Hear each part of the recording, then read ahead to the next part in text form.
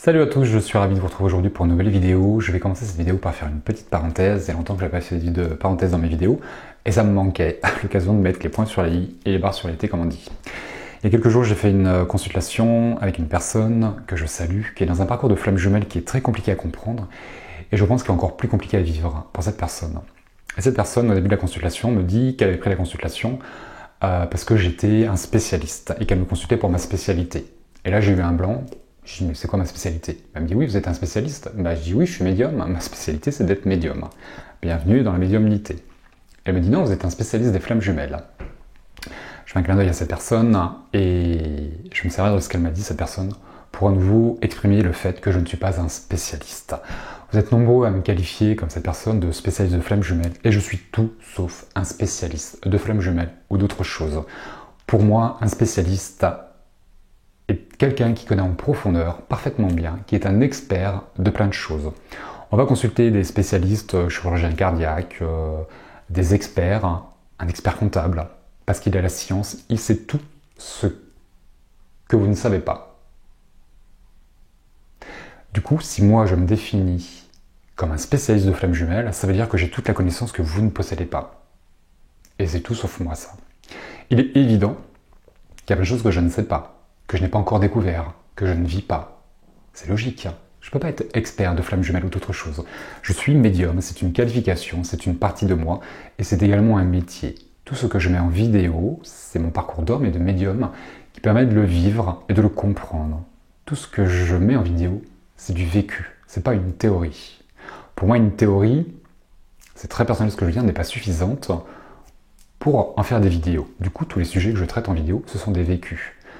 Lorsque je ne vis pas les choses, je prends le mail de quelqu'un, je mets quelqu'un en lumière, en vidéo, et je m'appuie du vécu, du parcours de quelqu'un, pour mettre de l'authenticité et de la profondeur. Dans mes messages, c'est la même chose. Du coup, je parle uniquement de ce que je peux vivre, de ce que je peux comprendre, conscientiser. Le vécu apporte une compréhension, une profondeur à une nature, une personnalité, à quelque chose. En ça, je parle des relations de flammes jumelles. Oui, mais je ne suis pas un spécialiste. Vous pouvez me qualifier de spécialiste, mais je ne le suis pas. Du coup, lorsque vous venez me voir et que vous me nommez de spécialiste, c'est ok, il n'y a aucun problème pour vous. Mais si je mets les points sur les i, sur cette nomination de votre part, c'est pour le ramener à vous. Pourquoi vous consultez un spécialiste? Vous êtes malade? Vous êtes désespéré? Qu'est-ce que vous attendez de cette personne que vous n'êtes pas en mesure de vous apporter vous-même ou de comprendre par vous-même? On ne met pas tous ses espoirs dans un spécialiste par rapport à une maladie ou autre. Vous n'êtes pas capable de comprendre l'histoire de flammes jumelles pour consulter un spécialiste? Moi, si je veux avoir un expert comptable, c'est parce que je ne suis pas capable de faire ma comptabilité ou un expert dans du côté médical, parce que je ne suis pas capable de le faire. Si vous n'êtes pas capable de comprendre votre histoire, est-ce que vous êtes capable de la vivre? Posez-vous la question. Pourquoi aller consulter un expert? Un spécialiste. Il y en a des spécialistes et des experts. C'est pas comme ça que je me qualifie. Je suis pas le petit Robert, je suis le petit David, vous le savez. J'ai été trouver une définition sur Internet d'un spécialiste. Wikipédia, pour pas le nommer. Un spécialiste est une personne qui a des connaissances théoriques dans une ou plusieurs disciplines précises. Elle se distingue d'un généraliste qui a des connaissances générales.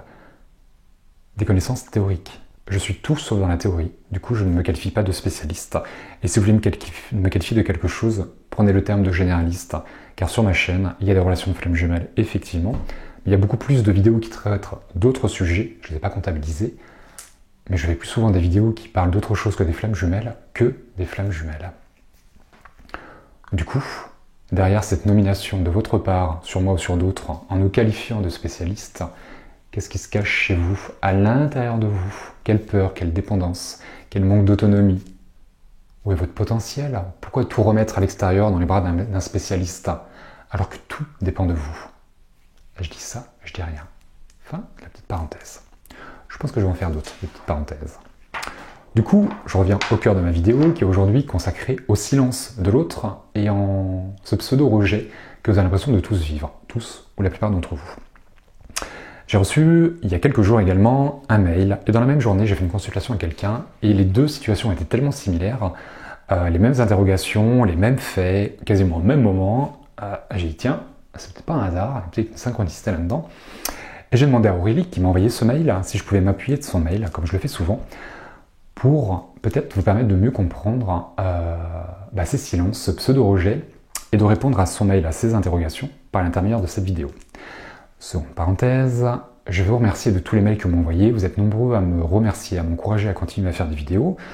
Je ne vous réponds pas parce que je ne consacre pas aujourd'hui du temps à répondre aux mails, quels qu'ils soient. Merci à vous, merci de votre sollicitude, merci de votre bienveillance, merci de vos encouragements. C'est très précieux pour moi.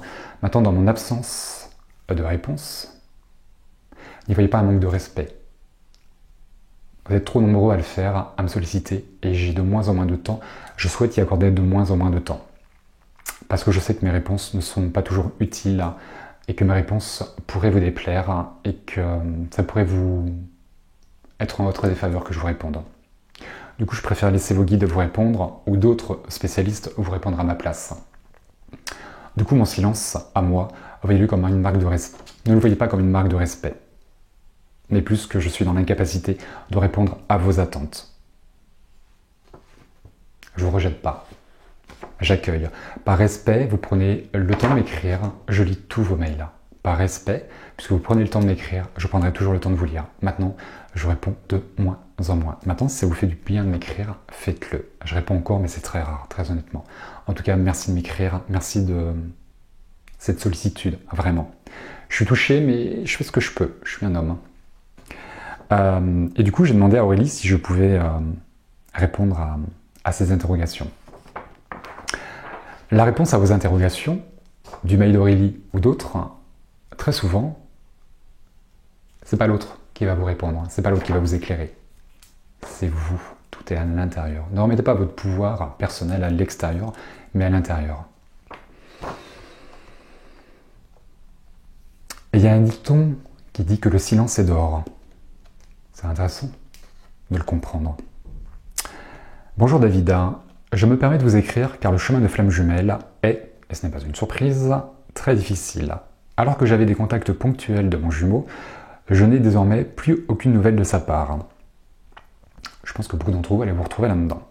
J'ai conscience que tout cela est fait pour que je me concentre sur moi et évolue pour m'accomplir, mais l'absence de messages pour mon anniversaire, suivi de l'absence de nouvelles pendant les fêtes, m'alourdit le cœur. Oui, ça lui alourdit le cœur à Aurélie, forcément. À 2 reprises, pour des événements importants comme son anniversaire ou les fêtes, son jumeau ne la contacte pas. Il pense pas à moi, il m'aime pas, il s'en fout. Ça marchera jamais, on n'y arrivera pas. Ça n'évolue pas. On peut penser ça. L'absence de réponse va automatiquement, chez vous, laisser part à une part d'interprétation, à la supposition.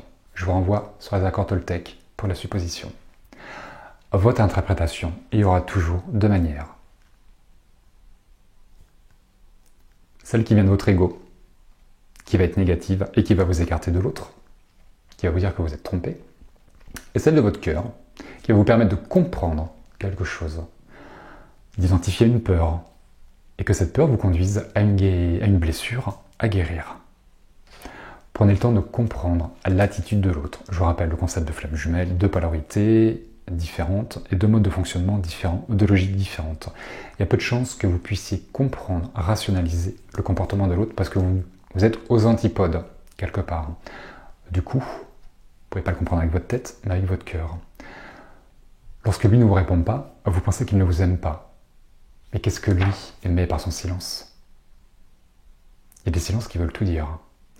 Parfois, les silences valent mieux que les mots. Je trouve.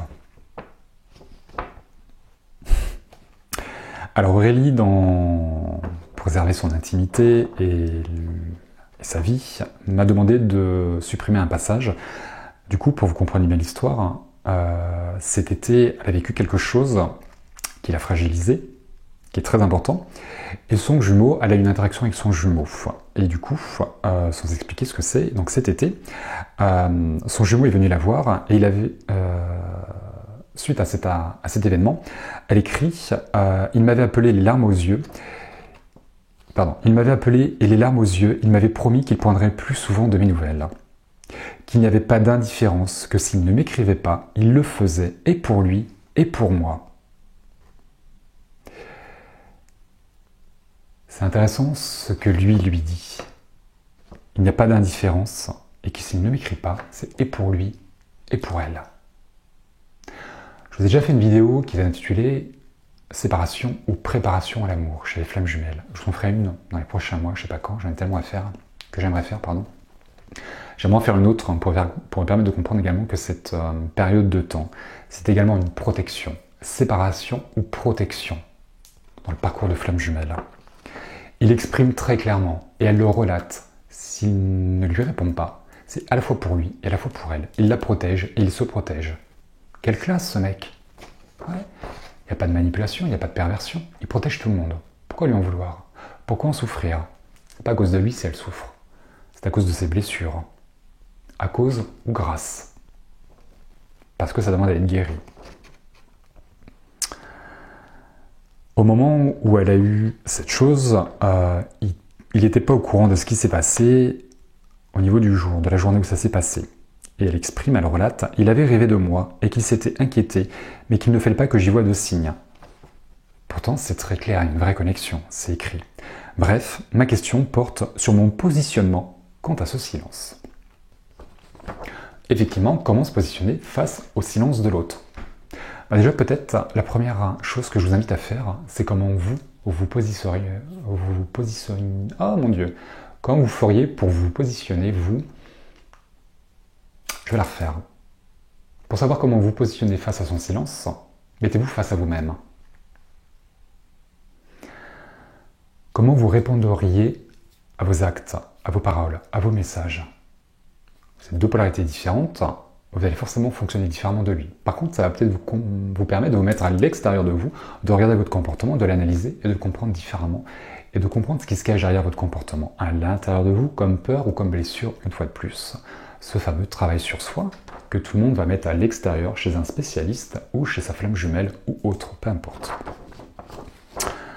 Du coup, regardez-vous comment vous, mettez-vous face à vous-même et comment vous réagiriez face à vous-même. Est-ce que vous seriez silencieuse ou silencieux? Et qu'est-ce que vous répondriez à l'autre? C'est intéressant de vous poser cette question. Travail sur soi, sur votre comportement, grâce à son silence. C'est un joli cadeau que l'on vous fait quand il ne vous répond pas. Mais ça, il faut du temps pour le comprendre. Par un certain vécu, je crois. Je suis partagé entre respecter son choix quant à son silence. Il est avec une autre femme. Je l'aime, donc je me dois de souhaiter le meilleur pour lui, et je sais que nos échanges le bouleversent. Je pense, Aurélie, que les réponses à votre question sont dans ce que vous écrivez. Respecter son choix quant à son silence. Pourquoi ne pas respecter ses souhaits? Pourquoi lui manquer de respect? Pour moi, tout est dit. Il est avec une autre femme. Vous avez toutes les raisons de le laisser tranquille. Il est avec une autre femme. Et même s'il était seul, à partir du moment où il souhaite que vous ne le contactiez pas, c'est parce qu'il n'en a pas envie et que très souvent, ça les fait souffrir. Du coup, vous le blessez, vous le faites souffrir. Mais ça, vous ne l'entendez pas, parce que vous regardez votre souffrance. Le travail sur soi, c'est pas du nombrilisme. Puisque vous souffrez, pourquoi l'autre ne souffre pas? Vous avez pensé à ça? Que vos actions pouvaient avoir une souffrance sur l'autre? Puisque lui vous fait souffrir. Est-ce que vous n'êtes pas en mesure, inconsciemment et indirectement, être capable de le faire souffrir? Posez-vous la question. Non? Alors, je l'aime, donc je me dois de souhaiter le meilleur. Je suis pas sûr que ce soit le meilleur verbe. Mais pourquoi pas? On se doit rien dans la vie. Il n'y a pas d'obligation, il n'y a pas d'indiction. Je trouve toujours. Et je sais que nos échanges le bouleversent. Ouais, elle le sait, Aurélie. Mal écrit, elle a quand même le doute. Vers quoi son doute va la ramener à l'intérieur d'elle? Sur quelle blessure? Très probablement la blessure de rejet. Visiblement. Mais c'est pas sur l'autre et pas sur les silences qu'il faut travailler. C'est sur son passé. À quel moment elle a été rejetée dans le passé? Par ses parents, par les ex, par un frère, peu importe. Qui l'a rejetée par le passé? La relation de flamme jumelle va vous permettre de guérir vos blessures du passé. Votre jumeau ne crée aucune blessure, il vient réveiller celle du passé. Il réveille, il vous permet de vivre des similitudes. pour guérir le passé, plonger dans votre passé. Ensuite, elle écrit Aurélie, lui écrire.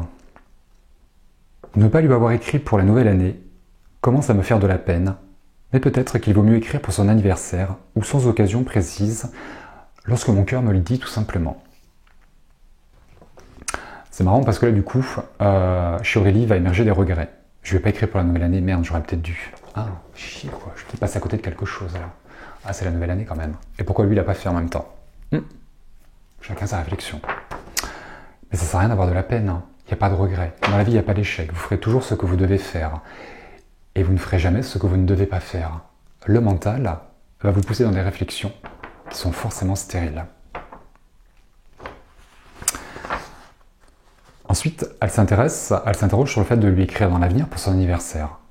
Elle calcule pourquoi lui écrire à son anniversaire ou pour Noël. Qu'est-ce qu'elle attend en retour indirectement? Hein, Aurélie? Posez-vous la question, jeune fille. Lorsqu'on écrit à quelqu'un, lorsqu'on lui parle, on attend forcément une réponse. On espère une réponse. Je vous invite dans vos contacts, qu'ils soient écrits ou oral, verbal, à ne pas attendre un retour. Si vous répondez, c'est génial. Si vous ne répondez pas, c'est génial aussi. Et dans la réponse qu'il va apporter, soyez pas déçus.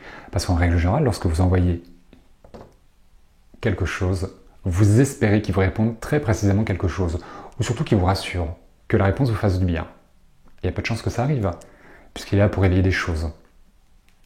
Mais pas pour vous faire souffrir, pour guérir.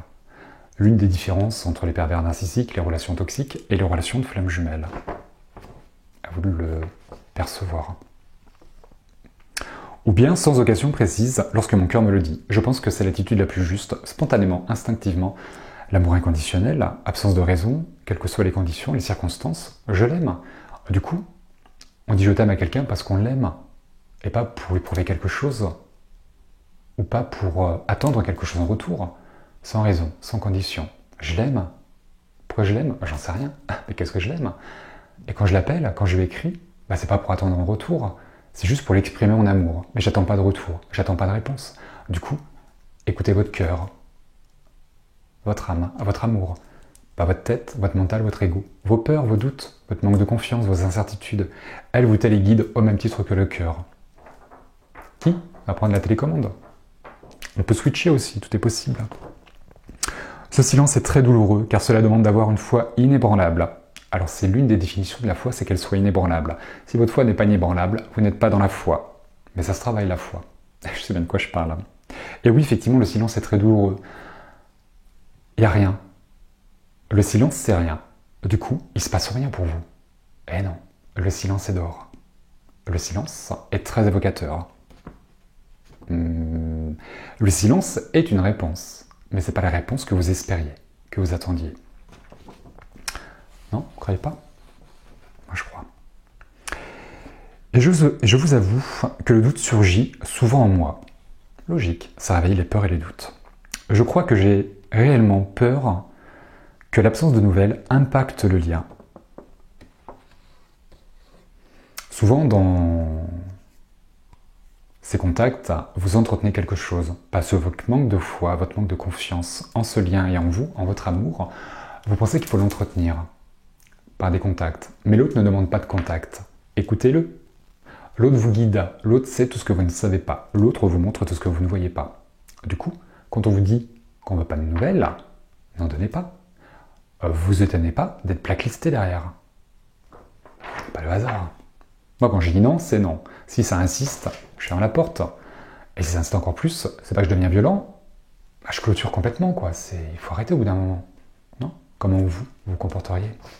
Si un inconnu dans la rue, ou quelqu'un que vous connaissez, mettez-vous face à votre jumeau. Si quand vous lui dites non, il insiste, qu'est-ce que vous allez faire? Si vous allez insister de votre côté pour dire non, c'est logique. Du coup, on bloque. Quoi de plus logique? Qu'est-ce que vous feriez à sa place? Mettez-vous face à vous-même, une fois de plus, face à votre comportement, pour mieux comprendre votre comportement. J'ai réellement peur d'être oublié. On retrouve parfaitement le schéma type de la blessure de rejet. Peur d'être oublié, de ne pas être accepté, de ne pas être aimé, d'avoir fait quelque chose de mal, de ne pas être à la hauteur. C'est bien, c'est mal ce que je fais. Si je le fais, est-ce que c'est bien ou est-ce que c'est mal? Si je le fais pas, est-ce que c'est bien ou est-ce que c'est mal? Posez pas la question. Vos dualités sont présentes à ce moment-là. L'ego, la peur. C'est logique. Soyez instinctif et spontané. L'amour inconditionnel est instinctif et spontané. L'amour inconditionnel, une fois de plus, pour le faire comprendre, c'est l'amour d'une maman et d'un papa. Dans les schémas idéaux, une maman, à la naissance, aime son enfant. Pas parce qu'il est beau, pas parce qu'il est gentil, il vient de naître. Même dans le ventre de la mère, vous aimez vos enfants, c'est normal. C'est ça l'amour inconditionnel. On l'aime, on ne sait pas pourquoi. Si vous êtes incapable d'expliquer pourquoi vous l'aimez, il y a de grandes chances que vous soyez dans une forme plus ou moins aboutie de l'amour inconditionnel. Par contre, si vous justifiez votre amour, vous n'êtes pas dans un amour inconditionnel. Vous êtes dans un amour conditionné, justifié. Je pense aussi. Chacun ses définitions. On n'a pas tous la même logique, c'est normal. J'ai une sensation finalement, moi-même, de fuir. Tiens, c'est marrant. Qui fuit qui? Quelle fuite a bouché? Ça me rappelle quelque chose. Pas vous? Avoir une blessure de rejet. C'est pas mal, ouais. Je ne veux jamais déranger mon autre. Ça aussi. La blessure de rejet fait qu'on a peur d'être rejeté. Du coup, pour être rejeté, il faut se confronter aux autres. Du coup, quand j'ai peur d'être rejeté, je ne me mets pas en position de rejet. Du coup, j'ai peur de contacter l'autre. Et dans le silence, pour Aurélie, c'est la blessure de rejet qui est réactivée. Et donc, j'ai une sensation d'être inactive pour sauver notre lien. Sauver notre lien. Alors Aurélie, vous ne pouvez pas sauver votre lien. Le sauveur, c'est l'ego. Et vous ne pouvez pas tout faire. Le sauveur, c'est celui qui fait tout. Non, relation de flamme jumelle, on est les deux boss, au même titre que la fermeture éclair, pour se réunir. Sinon, ça bloque. La fermeture, elle bloque. On ne peut pas avancer. Inactive. Personne n'est inactif dans cette histoire. Aurélie, dans sa polarité, je pense, ce n'est que mon avis personnel de petit David, représente la polarité masculine, c'est elle qui est éveillée, c'est elle qui sait les choses, qui est consciente et qui est dans l'action, dans le vouloir, dans la volonté. Elle représente le pôle masculin. Je vous rappelle, vous êtes nombreux à faire l'amalgame, la féminine n'est pas une femme, c'est la polarité féminine et la masculine. J'entends souvent ça, ma féminine, mon masculin, mais la masculine, je sais pas quoi. Bref, n'est pas un homme. Le masculin, très souvent les femmes qui est dans le parcours de flamme jumelle, vous représentez la polarité masculine parce que vous êtes dans l'action, vous êtes dans le vouloir, dans la volonté, et c'est vous qui faites tout. Mais personne ne vous demande de tout faire. Et l'autre, qui très souvent est un homme, est la polarité yin, la polarité féminine, qui est dans l'accueil, dans la réceptivité, dans le lâcher-prise, dans la patience. Je vous renvoie, pour ceux que ça intéresse, sur mon texte que j'ai écrit l'année dernière, qui est disponible sur mon site, sur la page du blog, sur le féminin et le masculin, ce rôle de contenant et de contenu. Il y en a un qui aime les actions parce que l'autre doit les recevoir. Et inversement, action et réception. Du coup, Aurélie, dans son comportement et dans l'action, mais dans son équilibre de sa propre polarité, doit être un peu moins dans l'action. Du coup, le fait d'être inactive, comme elle l'écrit, est parfait. Maintenant, il ne faut pas tomber dans l'inertie. Je suis trop dans l'action, je me modère, je me tempère, j'arrive à l'équilibre, et je suis dans l'action qui est juste, pour moi et pour l'autre. Personne ne me demande d'être impassible, inactive, figée, sûrement pas. Et l'autre, qui est dans l'accueil, dans la réception, va se bouger un peu plus. Quand il va arrêter de recevoir, il va s'équilibrer lui aussi et émettre les actions. Un peu plus d'action, on y va crescendo. C'est pour ça que ces histoires, elles se vivent dans le temps. À l'image de l'eau chaude et de l'eau froide, qui devient de l'eau tiède. L'eau chaude et l'eau froide se réunissent et forment une eau tiède. 1 plus 1 égale 3. Action et inaction se réunissent pour avoir le juste milieu, la voie du milieu. Ça va peut-être faire référence à autre chose, la voie du milieu. Cette voie du milieu, la voie qui est juste, s'il y a un écho chez vous, à quoi ça vous ramène? Je vais continuer à cheminer, à soigner les blessures et l'insécurité. Mais si vous avez un avis ou quelques conseils sur la question du silence, je serai heureuse de les recevoir. Je vous rappelle que je ne donne pas d'avis, je ne donne pas de conseils, si ce n'est en vidéo. Voilà pour le parcours d'Aurélie. Aurélie, j'espère que ce petit mail, cette petite vidéo vous apportera quelque chose, vous permettra de mieux comprendre son silence, ce que son silence vous permet de comprendre à l'intérieur de vous. Tous les bienfaits de son silence, que le silence est dehors. Et effectivement, comme vous l'aurez la Aurélie, de respecter ce qu'il vous demande. Dans une relation d'amour, si vous ne respectez pas l'autre, c'est voué à l'échec. Si vous ne vous respectez pas vous allez tomber dans un amour sacrificiel. C'est également voué à l'échec. Du coup, si dans cette période de préparation, de séparation, de préparation à l'amour et de protection, vous n'êtes pas capable de respecter l'autre, comme vous allez faire dans le couple pour le respecter. Qu'est-ce que cette séparation vous permet de comprendre sur vous, de réajuster dans vos comportements? La relation de flamme jumelle est une relation qui est atypique et qui vous demande de couper les vieux schémas de fonctionnement qui n'a rien à voir avec les anciennes relations que vous avez pu vivre par le passé. Du coup, je vous renvoie sur votre comportement et en quoi avez-vous changé? N'identifiez pas cette relation n'identifiez pas cette relation à vos relations passées. Elles n'ont rien à voir. Du coup, vous devez, vous aussi, par le travail que vous faites sur vous, changer. C'est automatique, c'est naturel, ça se fait tout seul. Le silence, il est très évocateur. Il pourrait vous donner l'impression d'être seul, d'être isolé, d'être rejeté, qu'il ne vous aime pas, que ça n'arrivera jamais. Est-ce que c'est la réalité? Est-ce que c'est une impression? Est-ce que vous ne pouvez pas lui donner un autre sens à ce silence? Est-ce que lui n'est pas prêt? Ceux qui entretiennent qui ont une tierce relation, pourquoi il vous ferait entrer dans sa vie? Pour que vous soyez sa maîtresse? Pourquoi pas? Il y en a qui le vivent. Mais c'est ça ce que vous voulez? Devenir sa maîtresse? Qu'est-ce que vous essayez de combler par ça, par votre attitude? Vous comblez des manques par la relation. C'est à vous de combler vos manques tout seul dans cette séparation. N'attendez pas de l'autre qu'il fasse votre travail. Vous êtes nombreux aussi à me dire « Mais j'aimerais juste être son ami, avoir de ses nouvelles. » Qu'est-ce que vous essayez de combler également par ça? J'aimerais juste avoir de ses nouvelles, être son ami. Si demain vous êtes son ami, c'est quoi la prochaine étape? Ah ouais, mais j'aimerais être avec lui. Bah ouais. Non, vous croyez pas? Pourquoi vouloir être son ami?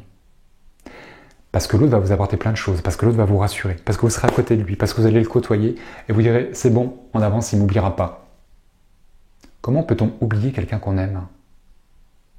Puisque vous n'oubliez pas. Comment lui pourrait vous oublier? Non? Vous ne trouvez pas ça logique? Vous êtes incapable de l'oublier. Comment lui pourrait vous oublier? Maintenant, vous vivez les choses différemment. Lui, il n'est pas inquiet. Lui, il a foi, il a confiance. Il est tout ce que vous n'êtes pas. Équilibrez-vous. Comment peut-on oublier quelqu'un qu'on aime? C'est pas possible.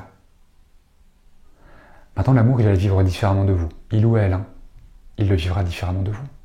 C'est logique. Pas la même polarité, pas le même vécu, pas les mêmes blessures, pas la même conscience de ce qui est vécu.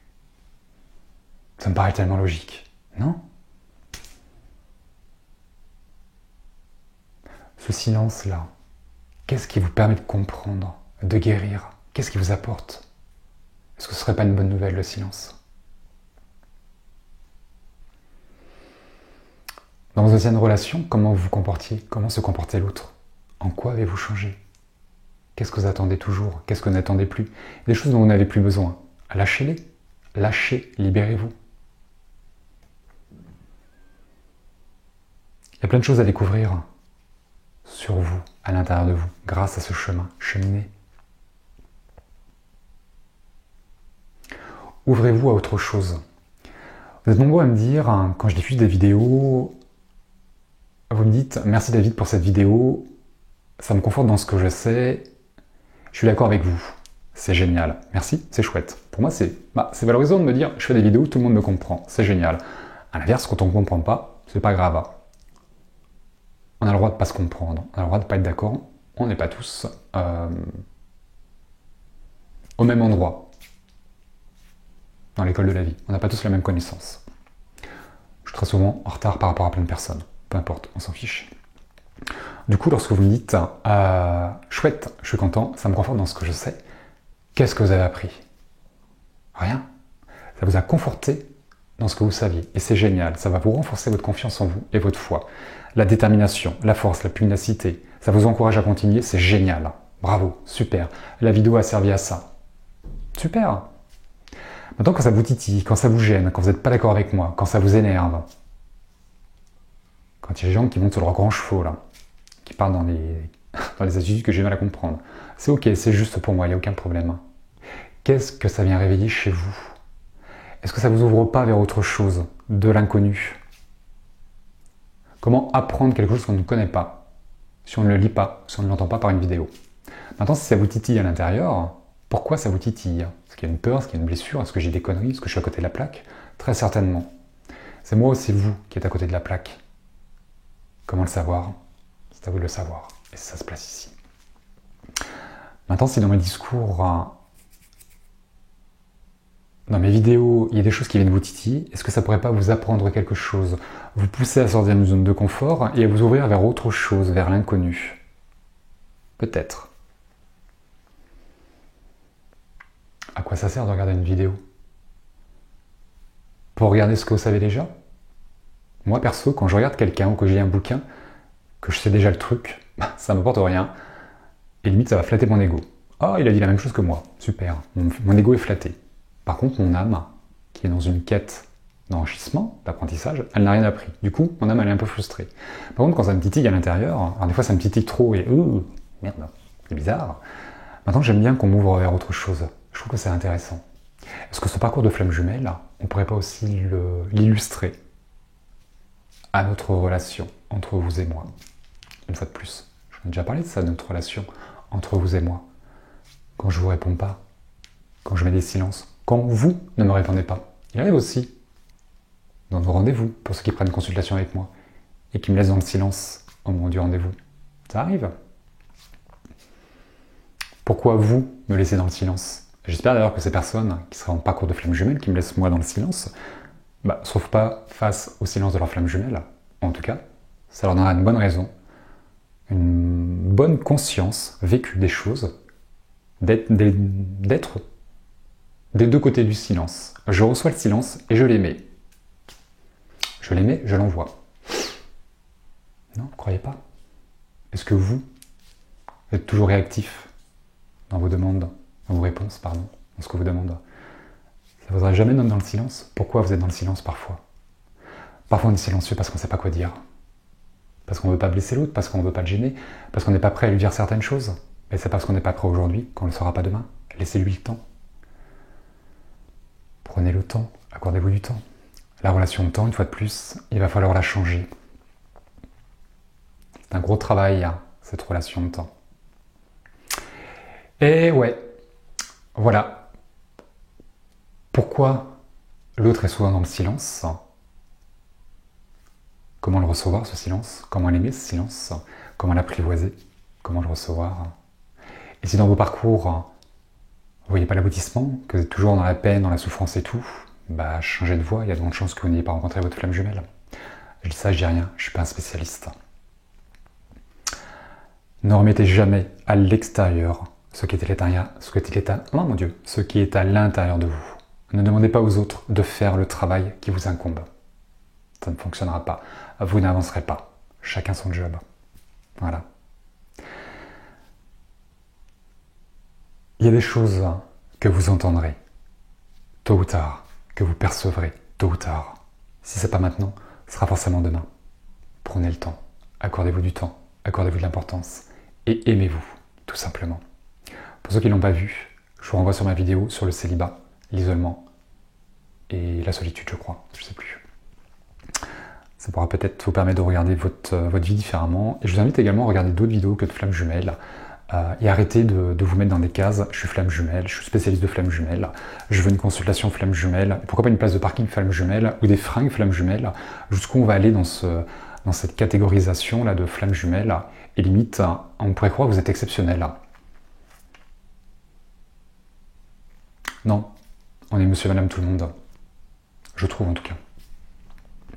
Je dis ça, j'ai rien une fois de plus. Voilà, on est tous différents et c'est ça qui est chouette. C'est la diversité qui est enrichissante et c'est parce que nous sommes tous différents qu'on va construire quelque chose. Si nous étions tous pareils, on ne construirait pas grand-chose. À l'image d'une maison. Pour faire une maison, il faut un architecte, il faut un maçon, il faut un plombier, il faut un charpentier, il faut un électricien, il faut un carreleur, il faut un décorateur, il faut un déménageur aussi pour vivre dans la maison. Il faut plein de corps de métier. Du coup, soyons tous différents. On va s'enrichir les uns les autres. Pas besoin de se détester. Si je que des maçons, ma maison, je ne l'aurai pas. Elle sera moche en plus, avec que des maçons. Parce qu'il manquera le toit, parce qu'il manquera les fenêtres, il manquera tout ça. Et la déco intérieure, c'est génial. Voilà, je vous embrasse bien fort. Je vous dis à très bientôt dans une prochaine vidéo. Et d'ici là, prenez soin de vous.